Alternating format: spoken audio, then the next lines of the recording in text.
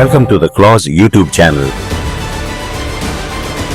Together, we strive for a safer, secure, and more stable world.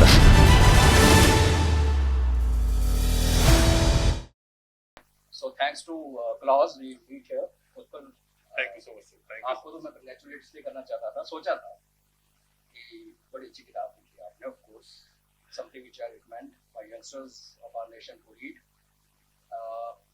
But आपने diplomatic coup कर दिया, पर बड़ा अच्छा किया। तो मुझे ये बताइए, जब मैंने वैसे 3.5 घंटे में पढ़ी पूरी किताब, I couldn't just put it down Thank you so एम पता क्या है, I dwell in military history और डिस्टॉर्शन उसमें बहुत सारी, बहुत तो पर 300 पन्नों के अंदर आपने वैदिक पीरियड शुरू करके गांधी जी की सेक्रीफाइस पे आप आ गए, so well composed and so well written. मैं तो छोटा मोटा मैं भी लिखता हूँ, तो I understand how what kind of work is gone in this. तो मुझे आप ये बताओ पहले, आप तो वही हो जो मेरी तरह, हमने तो वही पढ़ी पहले, था बोल रहे हैं ना, तुम भी पढ़ के पढ़े थे, है ना। मैं मेडिकल स्टूडेंट था, लेकिन घर वाले डॉक्टर बनाना चाहते थे और मेरे को हिस्ट्री में इंटरेस्ट था। तो ना मैं डॉक्टर बना, ना हिस्टोरियन बना, फौज में आ गया, अब लिखता हूं। आपको ये कैसे, आपको क्योंकि शुरुआत आपकी भी हमारी सेम हुई है, मैं शायद आपसे 10-12 साल बड़ा हूँ, बट वही पुरानी कहानियाँ, सिकंदर आजम और हड़प्पा किंग था और पाकिस्तानी को सौंप दिया, सरस्वती का नाम ही नहीं, आप भी वही पढ़ के बड़े हुए और फिर एक पासा पलटा, कैसे हुआ ये? सर 1990 का जो दशक था ना, अपने आप में बहुत ही एक उथल पुथल का दशक था। और उथल पुथल में पॉजिटिव सेंस में बोलूंगा, बहुत चीजें जो हमारी, जो हम उसको सच मान के चलते थे, उस समय चेंज हुआ। इकोनॉमिकली भी देखिए, हमारी लिबरलाइजेशन की वहीं से शुरुआत हुई। आज हम अपने आप को काइंड ऑफ सुपर पावर बोल रहे हैं, उसकी शुरुआत 90s में ही हुई थी। एजुकेशन में भी आप 90s में देखेंगे तो 90s में एक न्यू सेट्स ऑफ राइटर्स, आप हिस्टोरियन तो नहीं बोल सकते क्योंकि हिस्टोरियन एक बहुत ही हेवी वर्ड है, लेकिन authors writers like Arun Shourie हो गए, या सीताराम गोयल जी हो गए, राम स्वरूप जी हो गए, कोनाड एल्स्ट हो गए, ये लोग 90s में स्पेशली आके उनकी बातें सुनी जाने लगी।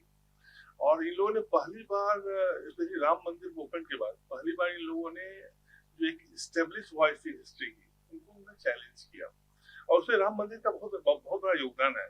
इनफैक्ट मैं मानता हूँ कि पहली बार जो हमारे एमिनेंट हिस्टोरियन हैं, जिनको मैं हिस्टोरियन बोलता हूँ अपने बुक में, उनको पहली बार चैलेंज किया गया, पहली बार उनसे क्वेश्चन, काउंटर क्वेश्चन किया गया, वो राम मंदिर के इश्यू में हुआ था। क्योंकि जब ये राम मंदिर मूवमेंट चल रहा था, तो जो कुछ हमारे जो एमिनेंट हिस्टोरियन थे, उन्होंने बढ़ चढ़ के ये बोला कि नहीं, राम मंदिर तो वहाँ था ही नहीं, अरे राम ही फिक्शनल है तो राम मंदिर क्या होगा, बड़ी बड़ी बात की। लेकिन उन्होंने पहली बार वो ये बात मिस कर गया कि इस पर वहाँ कोर्ट इन्वॉल्व था, और वो कोर्ट में जब बुलाया गया, तो कोर्ट में तो उनकी जो होते ना कि उनके कंपेटिटर्स उनके साथ नहीं थे, उनके सपोर्टर्स नहीं थे।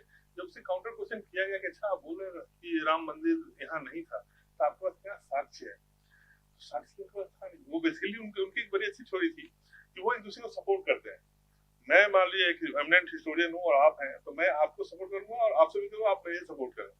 वहाँ पहली बार उनके पास उनको सपोर्ट मिला नहीं, तो उन्होंने उस समय, जब मैं उस समय का आप जो कोर्ट का जब आप प्रोसीडिंग पढ़ेंगे, तो ऑलमोस्ट सारे जो हमारे हिस्टोरियन थे, सोकल हिस्टोरियन थे, उन्होंने आपको उस समय ये बोला कि my lord give me some more time, I need to go back and study. So इसका मतलब ऐसे पहले जो 30 साल 40 साल या 20 साल जो बकवास किए जा रहे थे, सब कुछ इनके पास डॉक्यूमेंट्री एविडेंस नहीं था। वहां से जो शुरू हुई, और 90s के बाद से वो हमेशा वो पीछे ही चलते चले गए। और उसके बाद जब सोशल मीडिया आया, तो उसके बाद तो खैर now everyone is can speak, आप किसी की आवाज आप दबा नहीं सकते हैं। ट्रू डेमोक्रेटाइजेशन जो होता है, ट्रू एम्पावरमेंट होता है, वो उसके बाद आया। तो मैं भी उसी का प्रोडक्ट था सर। मिड 90s में मैंने कॉलेज में जा रहा था, तो जो मैंने अपने थीसिस में लिखा भी है कि मैंने हिस्ट्री लिया अपना सब्जेक्ट, साइंस नहीं लिया। और मैंने अपनी शुरुआत जैसे मोस्टली लोग करते हैं, रवींद्रनाथ थापर और बिपिन चंद्र, इरफान हबीब, इनकी किताबों से की। लेकिन थोड़ा मेरा सौभाग्य था, मेरे पिताजी एक एडमिशन थे, उनको एक अल्टरनेटिव हिस्ट्री का भी शौक था, तो उन्होंने वॉइस ऑफ इंडिया पब्लिकेशन कुछ पुस्तकें ला के ऐसी कर दी थी। उन्हें कभी नहीं बोला कि तुम पढ़ो, मैंने जब पढ़ना शुरू किया तो मुझे एक जो जब आप जो स्टेब्लिश जो मेन स्ट्रीम सोको मैनेजमेंट हिस्टोरी की आप पुस्तक पढ़ेंगे तो आप जो अरुण सॉरी बोलते हैं ना कि रोमियो थापर की जो पुस्तक है वो मे बी से शुरुआत करेंगे और by the end of the paragraph they will say वो this is fact from maybe to therefore their journey is so swift लेकिन एज ए रीडर मुझे हमेशा वो लगता था कि यार मे बी therefore कैसे हो गया। तो जब मैं ये ऑल्टरनेट हिस्ट्री पढ़ना शुरू किया तो मुझे लगा कि नहीं यार सच्चाई तो कहीं कहीं वो हमें झूठ बोला गया और वहीं से वो जर्नी हुई। वो इसलिए मैं बोला ये जो मेरी पुस्तक है 30 साल की जो अपनी एक रिसर्च है इतिहास से प्यार है उसका एक परिणाम था। एक तो देखो एफर्ट तो क्लियरली लग रहा है लेकिन उसको इस कंसाइज फॉर्म में क्रिस्प देखो कहने को बड़ा आसान है कि मैं फिक्शन आप पढ़ लेते हो कोई भी फिक्शन पढ़ने का 3-4 घंटे का ऐसी किताब अगर 4 घंटे 3.5 घंटे में मैंने पढ़ी है तो ये तो मैं कोई मेरी एप्रिसिएशन है कि आपने इसको मेरे को बांध के रखा है। तो नॉन फिक्शन बुक अगर किसी रीडर को बांधती है तो उसमें मैं तो लोगों को कहूँगा भाई they should buy and read. इसमें इतना कुछ है कि we can not really discuss but एक मेरा जो आपने जो प्रोसेस बताया ना कि maybe to therefore this is narrative building और क्योंकि मैं जम्मू एंड कश्मीर से आता हूँ और वहाँ पे वॉर ऑफ नैरेटिव जितनी जम्मू एंड कश्मीर में लड़ी जाती है नहीं लड़ेगी।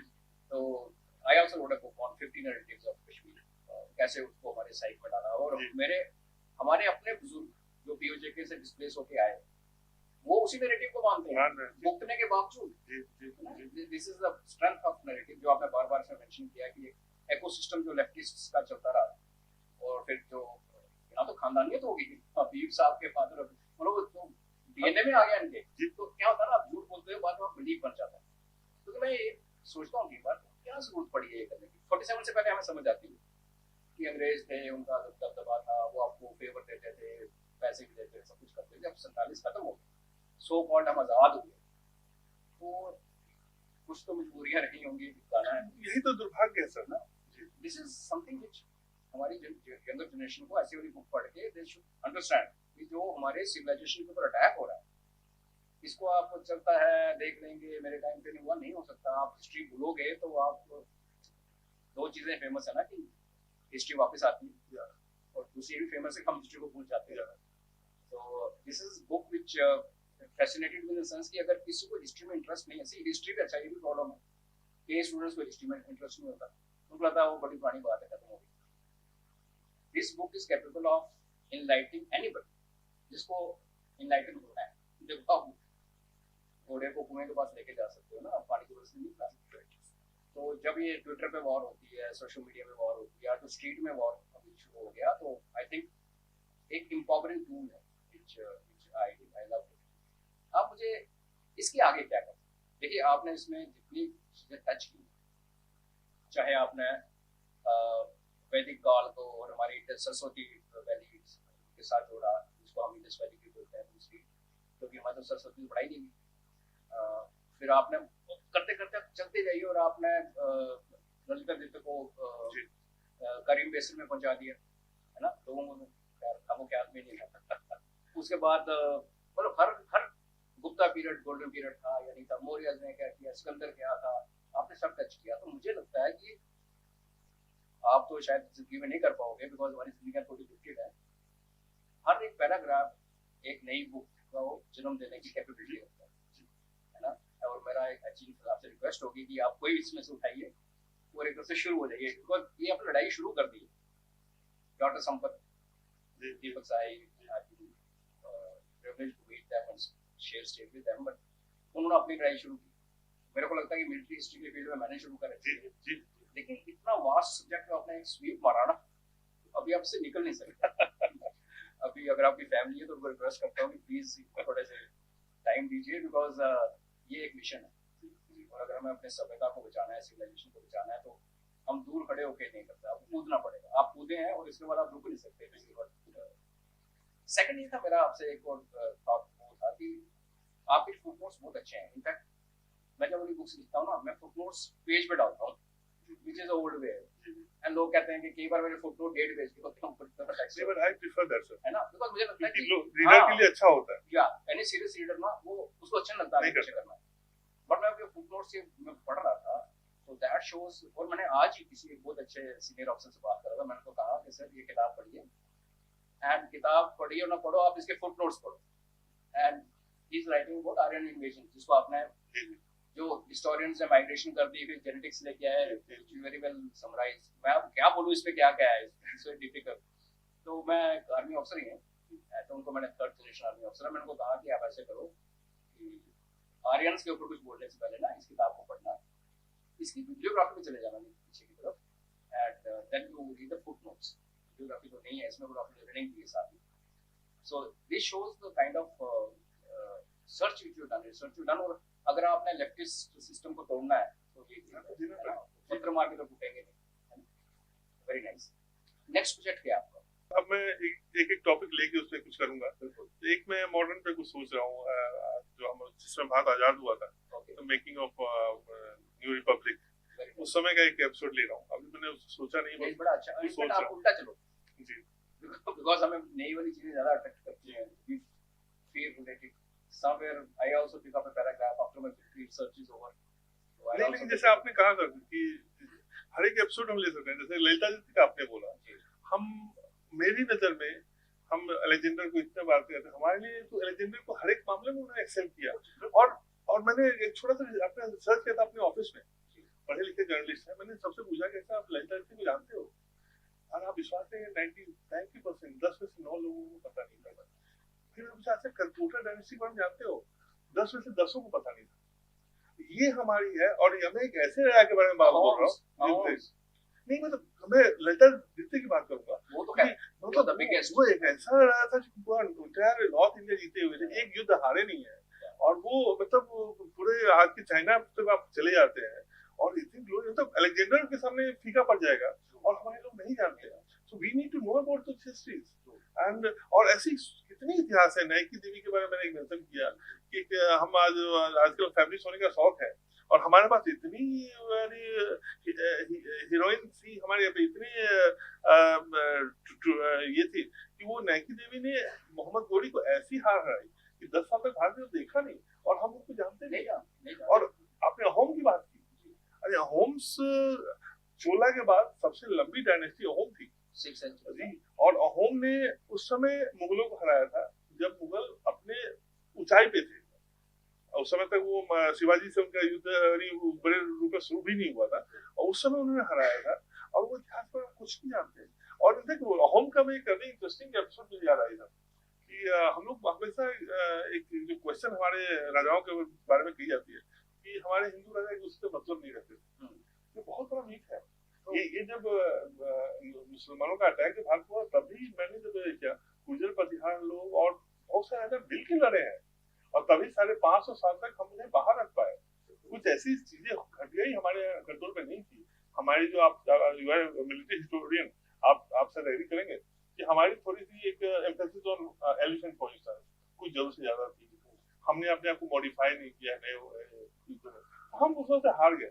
लेकिन हमने ज्यादा युद्ध जीती है बिल्कुल, और तभी हम आज जिंदा है। लेकिन हमारा इतिहास को बताता नहीं है। लेकिन अहोम वाले में भी अहोम राजा कुछ बिहार के राजा के पास जाते हैं और पूछते हैं कि अच्छा शिवाजी जो युद्ध कर रहे हैं ये आपको मुगलों के साथ कैसे कर रहे हैं? तो आप देखिए कि एक दूसरे राजा के बारे में भी नजर लगा कर देख रहा है कि कैसे होता है और कैसे उसे हम क्या सीख सकते हैं। और जब आप जो लड़ाई होती है जिसमें अहोम ने मुगलों को हराया है उसमें उन्होंने शिवाजी का जो युद्ध नीति है उन्हीं को उन्होंने यूज किया है। So I think we need to look back at our और उसको कनेक्ट किया महाराणा प्रताप के साथ। Yes. This is in fact Manipur में जो भजन गाते हैं आज के लोग, वो कृष्ण और द्वारका की बात करते हैं। कहाँ मणिपुर, कहाँ द्वारका, और ये लगे हुए हैं हमें बांटने में। So my compliments to you once again. And ये आपने जो अभी वादा किया है ना कि आप यहाँ से टेक ऑफ करेंगे, इसको छोड़ना नहीं, और फिर ये अधूरी लड़ाई होगी। जी नहीं, फिर कोई मतलब नहीं होगा। Age on your side and kind of devotion to have, I am sure that you'll go places, and I wish you all the best. I'll get this copy signed for you after this. Thank you so much, sir. Thanks for writing this. Thank you so much, sir. Thank you.